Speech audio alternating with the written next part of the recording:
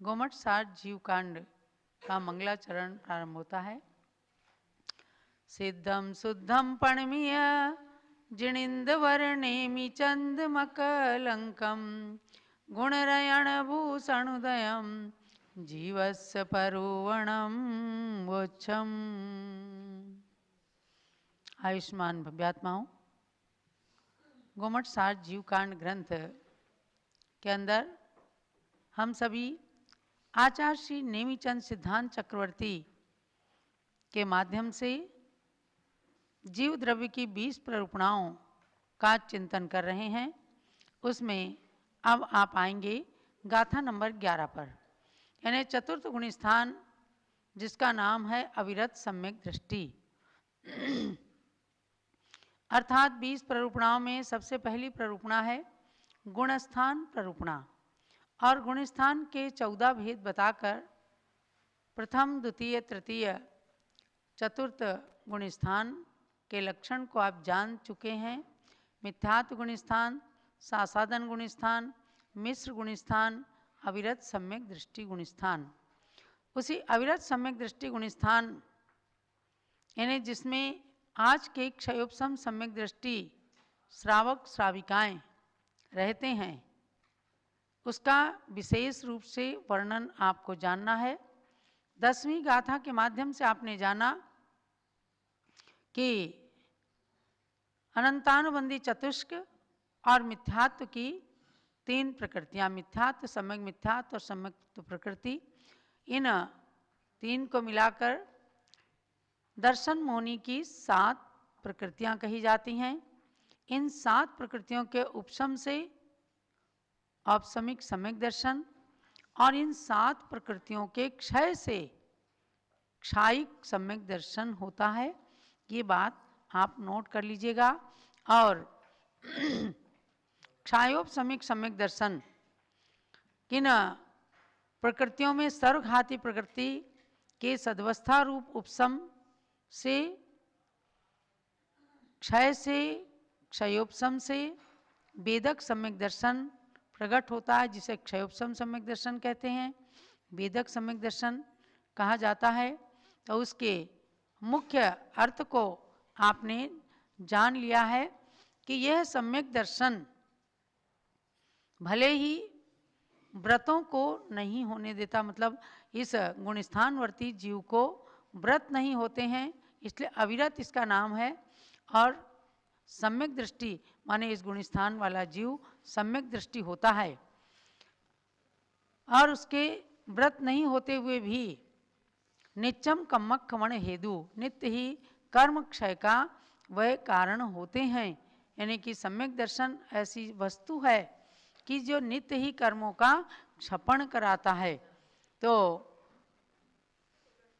जघन्य अंतर्मुहूर्त और उत्कृष्ट 66 सागर पर्यंत तक क्षयोपशम सम्यक दर्शन किसी भी प्राणी को रह सकता है, और नित्य ही वह कर्म की निर्जरा का कारण होता है। इसमें थोड़ी सी बात आपको और जान लेनी है कि औपसमिक सम्यक दर्शन और क्षायिक सम्यक दर्शन में प्रतिपक्षी कर्मों के सद्भाव और असद्भाव के कारण बहुत बड़ा अंतर है। यानी औपसमिक में माने ये इन प्रकृतियों का उपशम रहता है, और कारण मिलते ही वे कर्म प्रकृतियां हलन चलन को प्राप्त हो जाती हैं, तो जीव मिथ्यात्व में भी जा सकता है, द्वितीय गुण स्थान सासाधन को भी प्राप्त कर सकता है सम्यक्त्व की आसाधना से।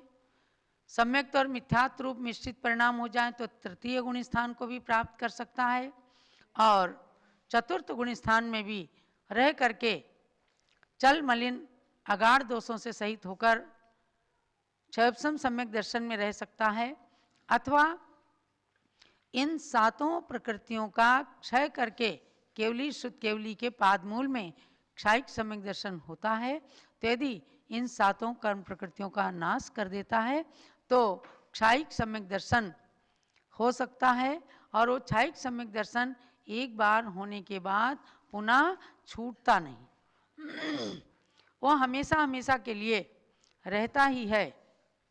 जैसे राजा श्रेणिक को भगवान महावीर के समो शरण में क्षायिक सम्यक दर्शन की प्राप्ति हो गई, तो वह जीवन के अंतकाल तक, उसी जीवन के अंतकाल तक ही नहीं, हमेशा क्षायिक सम्यक दर्शन एक बार हो गया तो समझो वो मोक्ष जाने तक कभी भी छूटेगा नहीं और निश्चित रूप से मोक्ष को दिला देगा।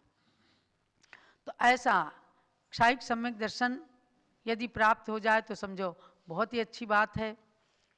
इन चतुर्थ गुण स्थानवर्ती को क्षायिक सम्यक दर्शन भी हो सकता है। अब अगली गाथा में हम चलते हैं, उसी चतुर्थ गुण स्थानवर्ती जीवों की विशेष परिणामों की और विशेष व्यवस्था की बात को ये गाथा बतलाती है। सम्मा इट्ठी जीवो उवैठम पवयणम तु सद्दहदी, उवैठं पव्यणं तु सद्दहदी, सद्दहदी असभावम, सद्दहदी असभावम्, अजानमानो गुरु नियोगा। अजानमानो गुणो नियोगा। सामूहिक गाथा पढ़ेंगे। सम्मा इट्ठी जीवो उवैठम पवयणम तु सद्दहदी, सद्दहदी असभावम, अजानमानो गुरु नियोगा। सम्यक् दृष्टिर्जीवः उपदिष्टं प्रवचनं तु सद्दधाति, सद्दधात्यसद्भावमज्ञायमानो गुरु नियोगात्। हमारे पूर्वाचार्यों के मुख से यानी जो परम वितरागी गुरु हुआ करते थे, वे भगवान की दिव्य ध्वनि से प्राप्त अपने पूर्ववर्ती आचार्यों की वाणी को आधार बना करके इन गाथा सूत्रों का उच्चारण करते हैं। बड़े ही भावों के साथ इनका उच्चारण करने से शीघ्र ही याद होती हैं गाथाएं और स्मरण शक्ति बढ़ती है। क्यों? उनके रचने वाले, ग्रंथ रचने वाले आचार्यों के प्रति भी पूर्ण विनय भाव रखा जाता है, तब श्रुत का समावेश अच्छी तरह से होता है।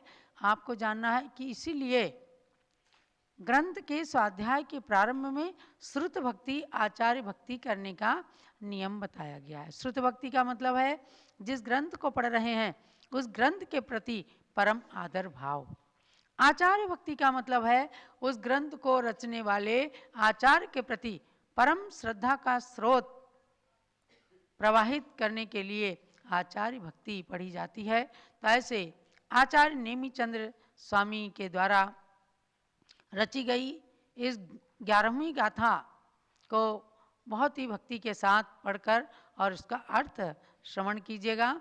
सम्मा इट्ठी जीवो माने सम्यक दृष्टि जीव, उव इट्ठम पवयणम तु सद्दहदी माने जो उपदिष्ट है, किसके द्वारा? सर्वज्ञ भगवान के द्वारा जो उपदिष्ट तत्व और पदार्थ हैं उनको प्रवचन शब्द से संबोधित किया है, प्रवचन शब्द की संज्ञा प्रदान की है। तू सद्दधाति यानी उस प्रवचन पर जो श्रद्धा करते हैं वह तो सम्यक दृष्टि हैं ही। सम्यक दृष्टि जीव सर्वज्ञ के द्वारा उपदिष्ट वचनों पर श्रद्धान करता है। और आगे की गाथा, आगे की लाइन, सद्दहदि असभ्भावम अजानमानो गुरु नियोगा। किंतु नीचे की लाइन के अर्थ को आप समझना कि सर्वज्ञ भगवान के द्वारा उपदिष्ट प्रवचन पर तो श्रद्धान करता ही है क्योंकि सम्यक दृष्टि है, किंतु अजानमानो गुरु नियोगा, कोई अज्ञायमान गुरु के नियोग से यानी भ्रांतिवश किसी अज्ञानता के कारण जिस गुरु से ग्रंथ का ज्ञान प्राप्त कर रहे हैं उन्होंने अज्ञानतावश यदि कोई चीज़ गलत भी बता दी तो असभ्भावम सद्दहदी, तब वह विपरीत अर्थ का भी श्रद्धान कर लेता है, असद्भाव का भी श्रद्धान कर लेता है, तो भी सम्यक दृष्टि है क्योंकि गुरु पर उसको श्रद्धान है। ये बहुत विशेष बात कही है कि स्वयं के अज्ञानवश अरिहंत देव का जो ऐसा ही उपदेश है इस बात को ग्रहण कर समझ करके यदि कदाचित किसी पदार्थ का विपरीत श्रद्धान भी करता है तो भी वो सम्यक दृष्टि है, क्योंकि उसने भगवान पर श्रद्धान किया है। और यदि गुरु के माध्यम से भी कोई अतत्व का श्रद्धान कर लेता है तो गुरु पर श्रद्धान होने के कारण वह सम्यक दृष्टि होता है। आपने अंजन चोर की तो खूब अच्छी कहानी सुनी। आड़म ताणम कछु न जानम सेठ वचन परिमाणम। जानते थे कि सेठ जी झूठ नहीं बोलेंगे और ये सच्ची बात कहेंगे, तो भी देखो उनके वचनों पर ही श्रद्धान करके अंजन चोर ने अंजन गुटका विद्या सिद्ध करने के बाद जो उसको चोरों ने पकड़ लिया था, आकाशगामिनी विद्या सिद्ध करने में नमोकार मंत्र बताया था, लेकिन वह भी भूल गया। तो उसने कहा सेठ जी ने जो कहा है वह वचन पर प्रमाण है, आणम ताणम कुछ तो कहा था, और उसी से ही उसने आकाशगामी विद्या सिद्ध कर ली। तो ये क्या है? इसलिए निसंकित अंग में अंजन चोर को बताया। किसी चोर की बात नहीं करेंगे सम्यक दृष्टि लोग, लेकिन एक चोर ने भी यदि शंका नहीं की भगवान के वचनों पर तो उसको आकाशगामी विद्या सिद्ध हो गई। इसलिए और लोगों की बात ना कह करके और आचार्य समंतभद्र स्वामी ने निशंकित अंग के अंदर अंजन चोर का नाम ले लिया।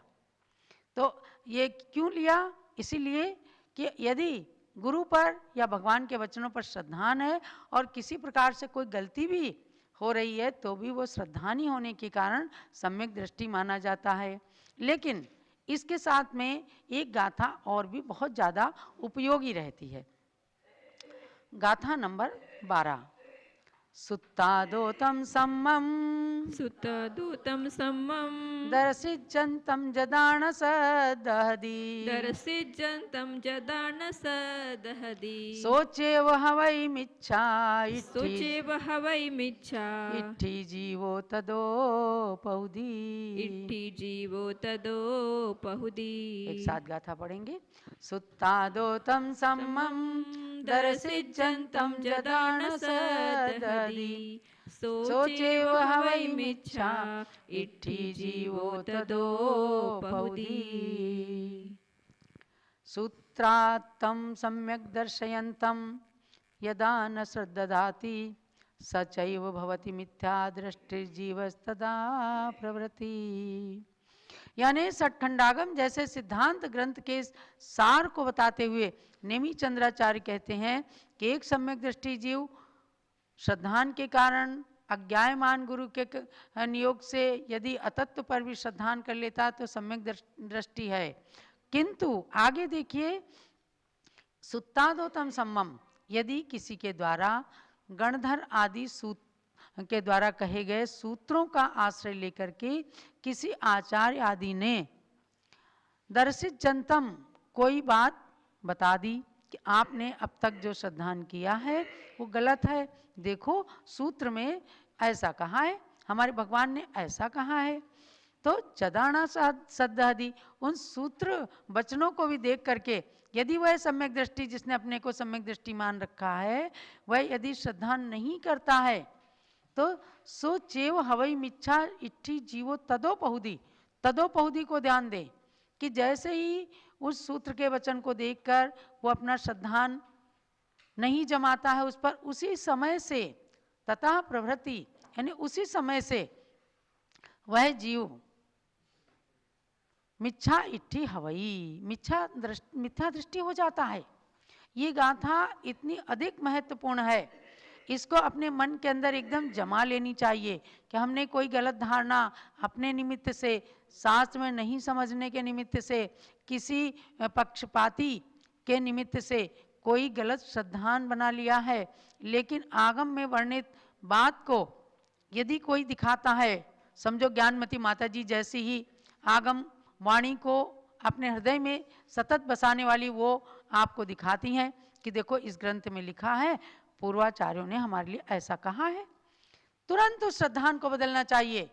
हम गलत हो सकते हैं, हमारी निज वाणी गलत हो सकती है, लेकिन जिन वाणी गलत नहीं हो सकती, ऐसा ये गाथा बताती है। और यदि नहीं माने अपने पक्ष को ही रखा, एकांत पक्षी बन गए, तो उसी समय से हम मिथ्या दृष्टि हो जाएंगे।